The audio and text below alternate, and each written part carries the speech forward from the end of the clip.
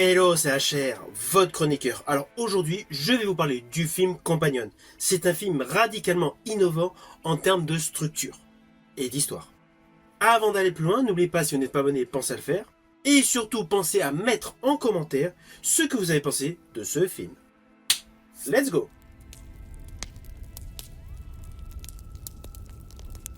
Alors tout d'abord, sachez que ce film, Companion, est la première réalisation de Drew Hancock. Ce n'est pas une réalisation totalement innovante, c'est clair, mais le film est correctement filmé et les effets visuels, les effets spéciaux sont bien orchestrés. Dans une histoire qui mélange plusieurs genres. Il y a le côté thriller, il y a le côté psychologique, il y a le côté émotionnel et il y a le côté SF. Ah oui, pourquoi je dis SF? Car vous le savez, d'après la bande-annonce, il s'agit de robots. D'ailleurs, voici le pitch.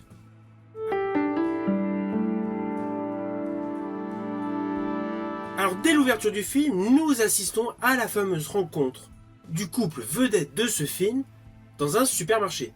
Assez rapidement, avec leur voiture totalement autonome, ils vont dans une villa isolée à la campagne pour rejoindre des amis. Plus précisément, 4 personnes, 3 hommes et une femme. Là s'enchaîne petite discussion, on sent qu'il y a de l'animosité, que la jeune femme, répondant au nom de Iris, n'est pas totalement appréciée des autres individus de ce week-end, à part bien évidemment son amoureux Josh. Mais bon, la soirée se termine bon enfant, et le lendemain matin, celle-ci va sur la plage. Plus précisément, une petite crique au bord d'un lac.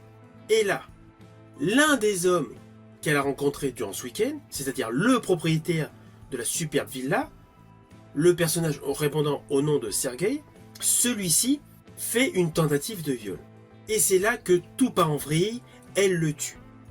C'est le point de départ de ce film. C'est véritablement à ce moment-là que le film part dans une direction totalement imprévisible. Ah oui, je vous ai dit en préambule que ce film est un mélange de SF, de thriller, de psychologie et d'émotion. Car il va y avoir à partir de ce moment-là une sorte de traque.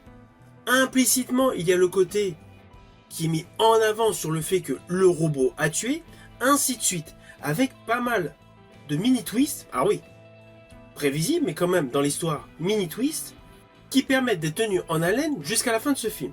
Alors il y a un côté psychologique qui est plutôt pas mal, parce que cela montre, bien évidemment, tous les défauts masculins, avec la représentation que beaucoup d'hommes se font des femmes. Voilà, il y a tout un travail psychologique sur ce défaut qui est bien traité. Après, il y a un côté avidité, de l'argent, etc. Ok.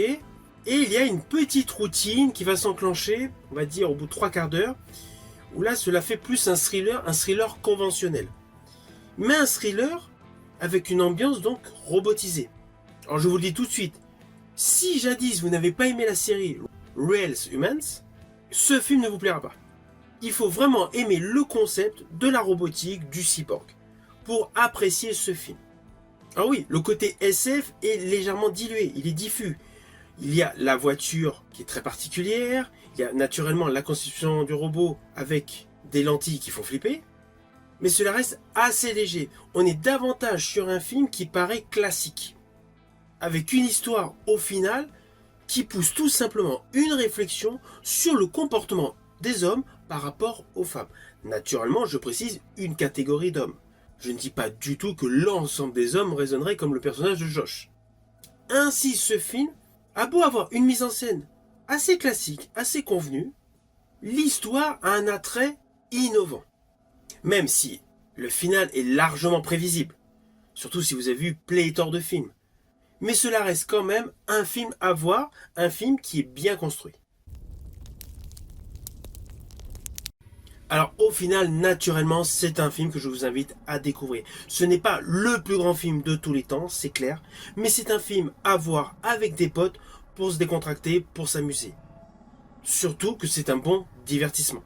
Et je rajouterai que si vous avez été fan jadis de la série Real Humans, ce film est vraiment dans la même lignée. Si vous avez aimé ma vidéo, n'oubliez pas, petit pouce vers le haut, pensez au partage. Quant à moi, je vous dis à bientôt pour une prochaine vidéo.